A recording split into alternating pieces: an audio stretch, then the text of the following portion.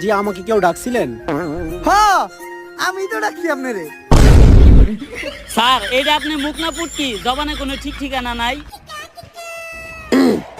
আসলে আমরা আপনার কাছে একটা ব্যাপারে জিজ্ঞাসাবাদ করতে আসছিলাম। জি, কি জানতে চান বলেন? আসলে আমি জানতে চাই আপনার চোখ দুইটা এত সুন্দর কেন? স্যার কি কইতাছেন আপনি? এটা আমরা এই জায়গায় একটা মার্ডার কেসে তদন্ত করতে আইছি।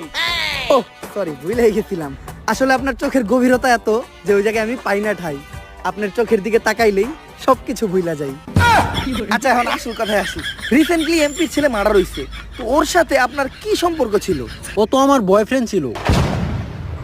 বয়ফ্রেন্ড? এই, ওই খুন করছে, ওই হারকিউলিস ধর হবে। স্যার, ও তো আমার বয়ফ্রেন্ড ছিল, এখন তো নাই, এখন তো আমি সিঙ্গেল। সিঙ্গেল? আমি জানতাম তোমার মতো একটা মায়াবী মেয়ে কখনো খুনের সাথে জড়িত থাকতে পারে না। তুই হুদাহুদি ওরে সন্দেহ করছিস। আচ্ছা, তোমার আর ওর